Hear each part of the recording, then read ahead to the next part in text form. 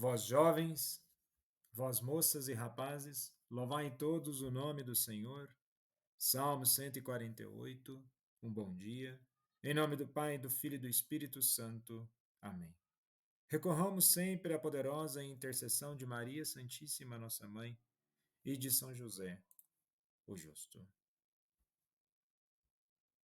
E o salmo de hoje é um chamado vibrante à juventude para celebrar e honrar a Deus e carrega um significado profundo. É um salmo que ecoa na tradição bíblica de convocar todas as gerações, especialmente os jovens, para louvar a Deus.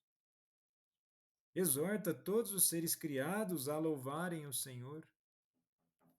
Nós podemos identificar no versículo 2, ele convoca também anciãos e criancinhas, ou seja, todos seres criados são chamados a louvar a Deus, que é um dever universal, que transcende idades, gêneros e culturas. E nos tempos atuais, muitas vezes, os jovens vivem em um mundo repleto de distrações, pressões e desafios únicos. Muitas vezes são bombardeados por mensagens que promovem o materialismo, a busca incessante por sucesso e a satisfação pessoal imediata. E neste contexto, o chamado a louvar o nome do Senhor oferece uma direção contracultural que convida os jovens e a todos nós a encontrar significado e propósito em Deus. E nesse propósito há uma descoberta da verdadeira identidade, uma resistência à cultura do egoísmo e materialismo, também a fonte de esperança e força e inspiração para transformar o mundo. É um convite para que possamos encontrar um propósito mais profundo, viver em verdade e contribuir para um mundo que reflete os valores do Evangelho. Na liturgia de hoje, celebra-se o ofício da festa de Santa Rosa de Lima. E ela diz assim: se não posso fazer as grandes coisas, então farei as pequenas bem feitas. E acredito que é nesse sentido. Muitas vezes queremos fazer coisas tão grandiosas que na caminhada perdemos o foco ou o entusiasmo. Mas se naquilo que é proposto no nosso dia a dia, nas pequenas coisas, fazendo bem feitas, seja em qual realidade que nós estivermos, seja qual idade, essas coisas bem feitas, na consistência do tempo e realmente dedicando um tempo a essas coisas de forma profunda, certamente temos um caminho aí de virtude.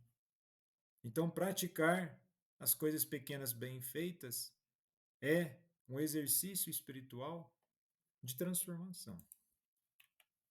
Na primeira leitura de hoje, na segunda carta aos Coríntios, capítulo 10, do versículo 17 ao 18, e depois capítulo 11, do versículo 1 ao 2. É interessante na relação com o Salmo, no aspecto de, por mais que nós vamos louvar a Deus e por mais que tudo que nós estivermos fazendo não é para o nosso mérito e nem para a nossa glória. Ele começa: quem se gloria, glorie-se no Senhor. Então Paulo escreve à comunidade de Corinto, defendendo primeiramente seu ministério, e também ele faz uma correção, uma advertência àqueles que se vangloriam de si mesmos. Ele expressa sua preocupação com os coríntios, comparando seu cuidado por eles ao zelo de um pai que deseja apresentar sua filha como uma noiva pura para Cristo, o verdadeiro esposo. E aqui devemos ter em mente uma humildade e dependência de Deus. onde muitas vezes em um mundo que valoriza a autopromoção e a conquista individual, esta passagem nos chama a um espírito de humildade. Paulo nos lembra que não devemos nos gloriar em nossas próprias realizações, mas sim dar toda a glória a Deus. É evidente que nós queremos ser reconhecidos pelo nosso trabalho. Muitas vezes, aquilo que nós fazemos vai ter uma recompensa financeira. Paulo não está contra essa recompensa financeira do trabalho árduo das pessoas, não é isso. Mas ele está convocando as pessoas de que tudo aquilo que nós fazemos, que possamos dar a devida glória a Deus. E podemos nos perguntar, como podemos, em nossas vidas cotidianas, redirecionar o crédito de nossas realizações a Deus? De que maneira posso cultivar uma atitude de humildade e dependência de Deus? Especialmente uma cultura onde muitas vezes promove o orgulho pessoal.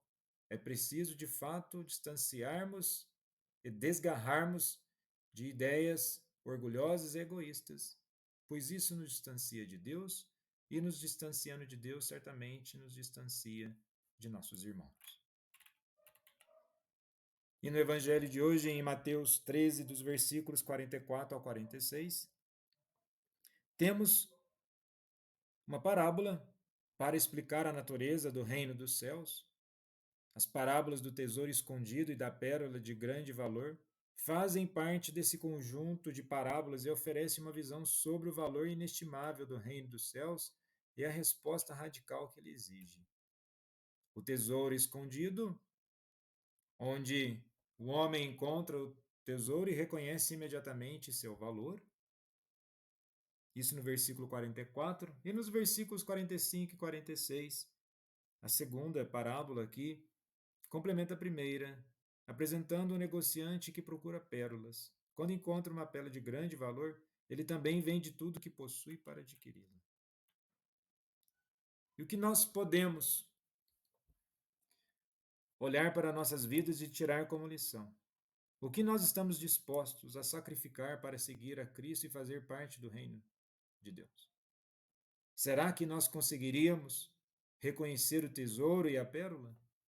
Para reconhecer, nós precisamos ter o nosso coração, a nossa caminhada espiritual intensificada. Ou estamos procrastinando, ou seja, deixando para depois a nossa caminhada espiritual. E o que nos impede de agir com a mesma urgência e dedicação que o homem do campo e o negociante demonstraram? Vender tudo não pode simplesmente significar literalmente abandonar todos os nossos bens, os nossos compromissos, nossas famílias, não é isso. Mas mediante a situação que nós temos de vida, será que